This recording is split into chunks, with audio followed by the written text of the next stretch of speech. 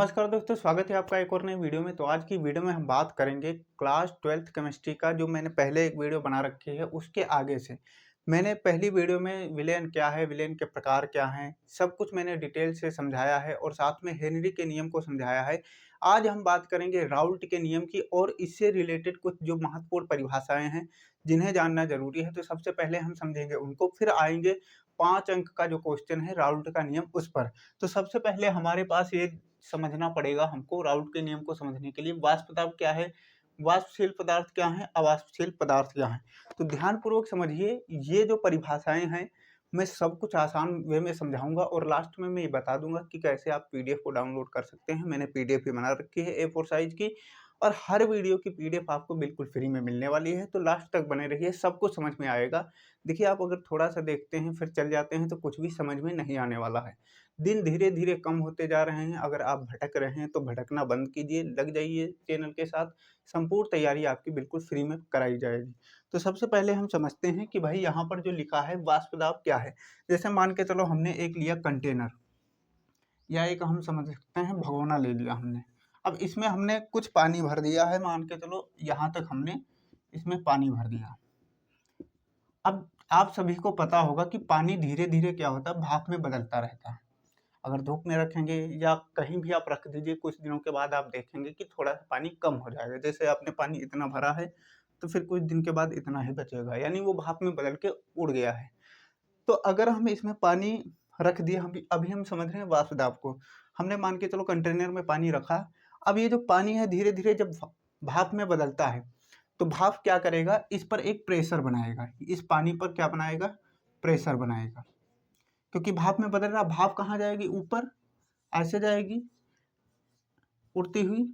लेकिन इसके साथ में भाप तो क्या है, हवा जैसी होगी, वो तो चारों तरफ फैलेगी, ऊपर भी फैलेगी, नीचे भी फैलेगी, चारों दिशाओं में फैलेगी। तो वो इस पर भी दबाव बनाएगी, यानी इस पानी पर भी दबाव बनाएगी। कौन, भाप। और इस पानी के साथ साथ इस पर भी ये जो दीवारें हैं इसकी, यानी ये जो कंटेनर है इसके चारों तरफ की जो दीवारें हैं इस पर भी दबाव बनाएगी। और यही जो दबाव है जो भाप द्वारा बनाया जा रहा है द्रव पर यानी पानी पर और दीवारों पर, इसी को हम बोलते हैं वाष्प दाब। इसकी परिभाषा आपको पीडीएफ में मिल जाएगी, मैं यहाँ पर आपको समझा दूंगा। जो महत्वपूर्ण क्वेश्चन है जैसे हमारा राउल्ट का नियम, वो 5 अंक में पूछा जाता है, उसे हम नोट डाउन करते हुए यहाँ से भी चलेंगे और पीडीएफ में भी मिल जाएगा। लेकिन ये जो छोटी छोटी परिभाषाएं हैं ये सब आपको पीडीएफ में मिल जाएंगी, समझना आपको यहाँ पर है, समझा दूंगा, पीडीएफ से आप नोट डाउन कर लेंगे। तो यहाँ पर हमने वाष्प दाब के लिए क्या देखा, हमने लिया एक कंटेनर, कंटेनर में पानी भरा और पानी जब भाप में बदलता है तो जो पानी है द्रव पर, जो भाप है द्रव पर, और साथ में इसके चारों तरफ जो दीवारें हैं, कंटेनर की जो दीवार है उस पर भी जो दबाव बनाएगा, वही दबाव को हम बोलते हैं वाष्प दाब, यानी भाप द्वारा लगाया गया दबाव या प्रेशर। तो इसी को हम बोलेंगे वाष्प दाब। तो उम्मीद करता हूँ वाष्प दाब क्या है समझ में आ गया होगा, यानी भाप द्वारा लगाया गया द्रव पर और जिसमें द्रव भरा है उसकी चारों तरफ दीवारों पर दबाव, उसी को हम वाष्प दाब बोलते हैं। अब यह है वाष्पशील पदार्थ। वाष्पशील पदार्थ क्या होता है, जो भाप में बदल सकते हैं उसे हम वाष्पशील पदार्थ कहते हैं। अब वाष्पशील पदार्थ क्या हो सकता है, जैसे पानी, पानी के साथ में पेट्रोल हो सकता है, पेट्रोल ये सब भाप में बदल सकते हैं। साथ में एल्कोहल हो सकता है, एल्कोहल, ये सब भाप में बदल सकते हैं। तो जो वाष्पशील पदार्थ हैं वो क्या हैं, जो भाप में बदल सकते हैं उन्हीं को हम वाष्पशील पदार्थ बोलते हैं। अभी आगे राउल्ट के नियम में इन सभी का यूज होगा। और फिर आता है अवाष्पशील पदार्थ। अवाष्पशील पदार्थ क्या है, जो भाप में नहीं बदलते। जैसे भाप में कौन नहीं बदल सकता, नमक नहीं बदलता है, और चीनी है वो भाप में नहीं बदलती है। तो ये सब क्या हो जाएंगे, ये अवाष्पशील पदार्थ हो जाएंगे। तो उम्मीद करता हूँ अभी वाष्प दाब क्या था, यानी भाप द्वारा लगाया गया जो द्रव पर दाब है वो समझ में आ गया होगा। और जो अवाष्पशील पदार्थ हैं, वाष्पशील और अवाष्पशील दोनों जो पदार्थ हैं, ये भी उम्मीद करता हूँ समझ में आ गए होंगे। इनकी जो परिभाषाएं हैं, छोटी छोटी परिभाषाएं हैं, आप पीडीएफ से नोट डाउन कर लीजिए। पीडीएफ का लिंक नीचे डिस्क्रिप्शन में मिल जाएगा, बिल्कुल फ्री में पीडीएफ है, आप वहां से नोट डाउन कर सकते हैं। पर यहाँ पर समझना जरूरी है, लास्ट तक वीडियो देखिएगा, सब कुछ समझ में आसान वे में आएगा। अब एक और पॉइंट यहाँ पर आता है, मोल प्रभाज या मोल अंश। अब मोल प्रभाज या मोल अंश क्या है, चलिए उसके बारे में थोड़ा सा समझते हैं, तब राउल्ट के नियम पर चलते हैं। अब हम समझते हैं मोल अंश या मोल प्रभाज। इसे आपको बिल्कुल ध्यानपूर्वक समझना है, इस पर न्यूमेरिकल भी लगेंगे और ये खुद ही पूछ लिया जाता है। यानी राउल्ट का नियम तो अभी हम समझेंगे ही, वो बहुत ज़्यादा इंपॉर्टेंट है। राउल्ट के नियम में भी ये देखने को मिलेगा और ये अलग से भी पूछा जाता है और न्यूमेरिकल भी इस पर पूछे जाते हैं, इसलिए इसको ध्यानपूर्वक समझते हुए चलिए। देखिए लिखा है मोल प्रभाज्य या मोल अंश। तो ये मोल प्रभाज्य या मोल अंश क्या है? विलयन में उपस्थित किसी एक घटक, जैसे मान के चलो हमने एक ये कंटेनर लिया और इसमें हमने पानी डाल दिया। अगर आपने पहली वीडियो देखी होगी मेरी, जो आप केमिस्ट्री का पहला चैप्टर है, विलयन क्या है, प्रकार क्या हैं, सब कुछ मैंने डिटेल से समझाया है। अगर वो वीडियो देखी होगी तो यहाँ पर आपको कोई दिक्कत नहीं होगी कि विलयन क्या है और इसमें विलय कौन सा होता है, विलायक कौन सा होता है, ये सब कुछ मैंने समझा रखा है। अगर आपने वीडियो नहीं देखी है तो लिंक नीचे डिस्क्रिप्शन में मिल जाएगा, वहाँ से आप देख सकते हैं। वो भी देखना जरूरी है। उसमें भी 5 अंक का एक क्वेश्चन है, हेनरी का नियम, वो भी एग्जाम में बहुत ज़्यादा पूछा जाता है, तो उसे आपको तैयार करना है। उसकी भी पीडीएफ मैंने प्रोवाइड करा दी है, उसी वीडियो में लिंक जो डिस्क्रिप्शन में है लिंक मिल जाएगा। तो हमने एक कंटेनर लिया, इसमें पानी भर दिया। तो पानी हमेशा क्या होता है? विलायक होता है।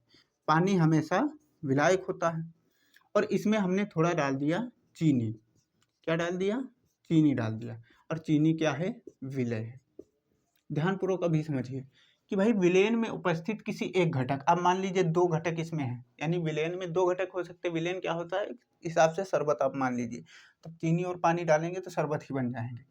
तो यहाँ पर अगर हम एक घटक को ले लें तो एक घटक के मोलों की संख्या तथा विलेन के कुल मोलों की संख्या के अनुपात को मोल अंश या मोल प्रभाज कहते हैं। अभी यहाँ पर थोड़ा सा दिक्कत हो रहा है कि ये मोलो जो आ रहा है, मोलों की संख्या ये क्या है?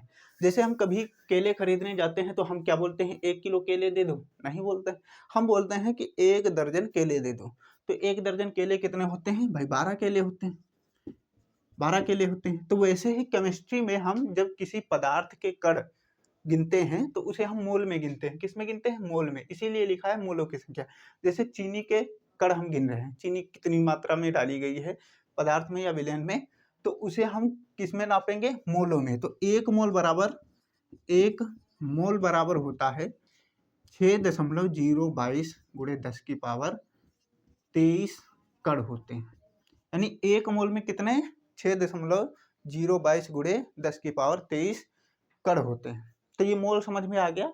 यानी हम क्या मात्रा पता कर रहे हैं कि जैसे जिसमें जो हम घोल रहे हैं, यहाँ तक हमने मान के चलो पानी और चीनी घोल के एक शरबत बनाया, तो इसमें चीनी की मात्रा कितनी है तो हम वो निकालेंगे मोल में। और अगर हमें पानी की मात्रा निकालनी हो तो वो भी किस में निकालेंगे?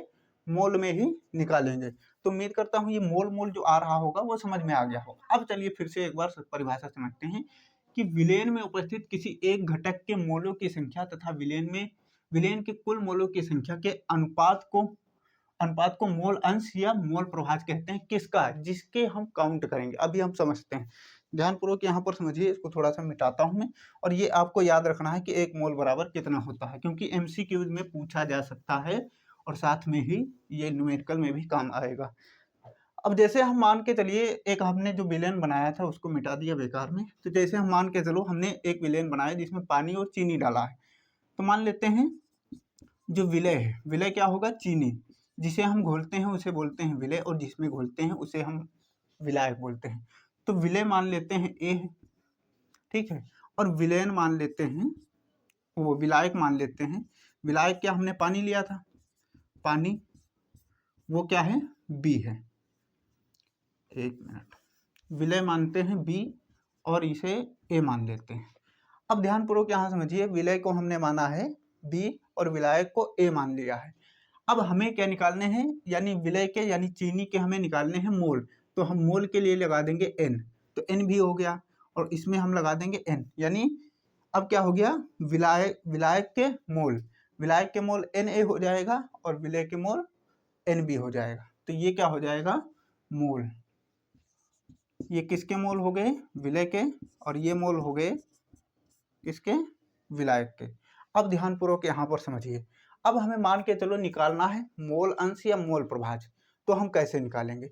परिभाषा कह रही है कि विलेन में उपस्थित किसी एक घटक का, तो पहले हम एक घटक को ले लेते हैं, मान के चलो इसका हमें निकालना है, तो इसका निकालेंगे। और ध्यानपूर्वक समझिए, इसे काई से प्रदर्शित करते हैं। एक डिजाइनर होता है इस तरीके का, एक्स जैसा। थोड़ा सा ये बड़ा कर देंगे इसको और इधर भी बड़ा कर देंगे, तो इसे बोलते हैं काई। तो तो इसे काई से प्रदर्शित करते हैं, किसको? मोल प्रभाज या मोल अंश को।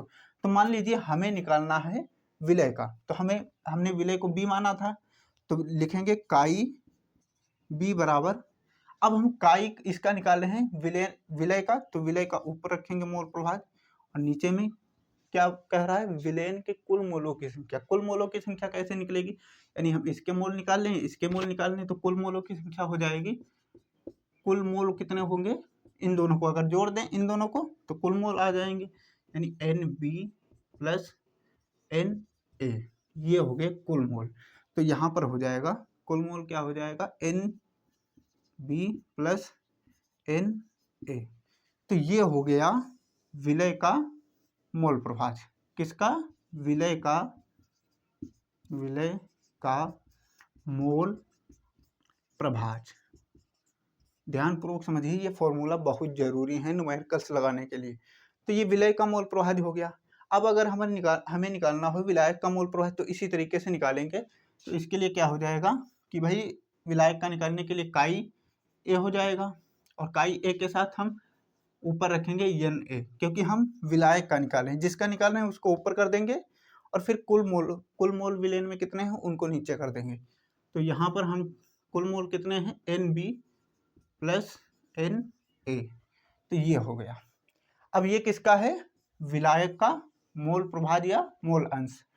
अब यहाँ पर एक बात समझने वाली है कि जैसे इस पर मान के चलो न्यूमेरिकल्स आ जाएं, हमने एक का निकाल लिया कि मान के चलो निकाल लिया इसका विलय का, हमने मोल प्रभाज निकाल लिया कि हमें मिला है 0.2, तो इसका हम कैलकुलेशन किए बिना कैसे निकाल सकते हैं? यानी दूसरे यानी विलय का हमने निकाला इतना मिला, और विलायक का बिना कैलकुलेशन के हम कैसे निकाल सकते हैं कि कितना मोल प्रभाज होगा? और इसकी यूनिट कोई नहीं है, इसे केवल दर्शाते काई से हैं, मोल प्रभाज को काई से दर्शाते हैं, कोई यूनिट यानी मात्राएं वो मात्रक नहीं है। तो अब अगर हम बात करें तो ये जो काई बी और प्लस काई ए होता है वो 1 के बराबर होता है। कुल मिलाकर कितना होता है? 1 के बराबर होता है। ये आपको किसी भी हाल में नहीं भूलना है। अगर नहीं दिख रहा है तो मैं जो बोल रहा हूँ काई बी प्लस काई ए बराबर 1 होता है। ये 1 क्यों होता है अभी समझते हैं। जैसे हमने मान के चलो एक विलयन लिया था, विलयन में इसके मोल प्रभाज जो मोल हैं उसको हम मान लेते हैं 4, और विलायक के मान लेते हैं, एक मिनट इसको उल्टा कर देते हैं, इसको 1 मानते हैं और इसे हम 4 मान लेते हैं। ध्यानपूर्वक समझिए, देखिए थोड़ा लेंदी है, केमिस्ट्री है, फिजिक्स केमिस्ट्री, अगर आपको इनमें फॉर्मूले होते हैं, मात्रक होते हैं, सूत्र होते हैं, तो ये थोड़ा लेंदी लगता है, पर अगर आप ध्यानपूर्वक समझेंगे तो कुछ भी लेंदी नहीं लगेगा, अच्छे से समझ में आएगा। अगर आपको हिस्ट्री पढ़ाई जाती, आपको कहानी सुनाई जाती, तो आपको अच्छे से समझ में आती। और ये थोड़ा थ्योरेटिकल है और इसमें समझना है, अच्छे से दिमाग लगाना है, इसलिए थोड़ा सा आपको बोरिंग लग रहा होगा। तो मान लेते हैं यहाँ पर जो विलायक के मोल हैं कितने हैं? 4 हैं, और विलय के मोल कितने हमने 1 लिए हैं। अब हमें निकालना है मोल प्रभाज, तो किसी भी फॉर्मूले में रख दीजिए जिसका चाहिए। तो हम मान के चलो विलय का मोल प्रभाज निकालते हैं। तो विलय का मोल प्रभाज का सूत्र क्या है? पहले काई बी आ जाएगा, तो काई बी, इसको हटा देते हैं साइड में, काई बी बराबर, अब ऊपर रखो इसका NB कितना है भाई? NB 1 है, और नीचे कितना हो जाएगा? विलायक का N टोटल मिलाकर कितना हो जाएगा? टोटल अगर देखें NB प्लस NA, तो यहाँ पर NB प्लस NA इन दोनों को जोड़ देंगे तो 5 हो जाएगा, 5 हुआ। अब इसको जब कैंसिल आउट करेंगे तो यहाँ पर अगर हम 0 बढ़ाएं यहाँ पर, और तो ये 0.2, तो यहाँ पर कितना आ जाएगा? 2 आ जाएगा, यानी 0.2 मोल हैं किसके? विलय के। यानी हमने इतने कण लेकर जो बनाए हैं, मोल लेकर एक विलयन बनाया है, तो उसमें विलय का मोल प्रभाज कितना है? 0.2 मोल प्रभाज है विलय का। अब हमें ये मिल गया, और हमने देखा था कि काई बी प्लस काई ए बराबर कितना होता है? 1 होता है। तो यहाँ पर हमें काई बी का तो मिल ही गया है 0.2। अब हम काई ए का कैसे निकालेंगे? यानी 1 में से अगर हम 0.2 घटा दें तो जो मिलेगा 0.8, वो किसका हो जाएगा? वो विलायक का मोल प्रभाज हो जाएगा। तो इस तरीके से आप मोल प्रभाज ज्ञात कर सकते हैं, और ये याद रखना बहुत ही ज़्यादा जरूरी है। मोल प्रभाज क्वेश्चन न्यूमेरिकल भी इससे आएँगी, थ्योरी खुद ही ये पूछ लिया जाएगा, मोल प्रवाह के बारे में समझाइए 2-3 अंक में, और साथ में न्यूमेरिकल के साथ आगे जो क्वेश्चन आएँगे, आगे जो फ़ॉर्मूले आएँगे, उनमें भी ये मोल प्रवाह देखने को मिलेगा, जैसा कि अभी हम देखेंगे राउल्ट के नियम में। तो उम्मीद करता हूँ ये समझ में आ गया होगा। अब चलिए 5 अंक का जो क्वेश्चन है, राउल्ट का नियम, वो ध्यानपूर्वक समझना है आपको, उसके बारे में चलिए समझते हैं। थोड़ा लाइट की प्रॉब्लम से दिक्कत आ रहा है, इस वजह से हम इसके आगे से जो राउल्ट का नियम है, वो अगली वीडियो में हम समझेंगे, क्योंकि राउल्ट का नियम थोड़ा बड़ा भी है और इसे अच्छे से समझना भी पड़ेगा, तो इसको हम अगली वीडियो में समझेंगे। लेकिन जो अभी तक हमने समझा है उसकी पीडीएफ आपको डिस्क्रिप्शन में मिल जाएगी, तो वहाँ से आप पीडीएफ डाउनलोड कर लीजिए और नोट डाउन अच्छे से कर लीजिए। राउल्ट का नियम हम अगली वीडियो में अच्छे से बिल्कुल आसान वे में समझेंगे। और एक और चीज़ आपको बता दूँ कि आपको फ्री मॉक टेस्ट अगर देना है, फ्री मॉक टेस्ट इस चैनल पर कराए जा रहे हैं। मॉक टेस्ट के लिए आपको क्या करना है, आप अबाउट सेक्शन में जाएँगे, चैनल के अबाउट सेक्शन में, वहाँ पर आपको फ्री मॉक टेस्ट जैसा एक ऑप्शन मिलेगा, वहाँ पर क्लिक करके आप मॉक टेस्ट दे सकते हैं, हिंदी और साथ में फिजिक्स, केमिस्ट्री और ये मैथ का भी आप मॉक टेस्ट दे सकते हैं। वहाँ पर टाइमर लगा हुआ है, आपको एक टाइम दिया जाएगा, यानी इतने टाइम के अंदर-अंदर इतने क्वेश्चन अटेंड करने हैं। तो आपको टाइमर और कितने बच्चों ने अटेंड कर लिया है, वो आप वहाँ पर भी देख सकते हैं। तो मिलते हैं नए वीडियो में, तब तक के लिए चैनल को सब्सक्राइब कर लीजिए। जय हिंद।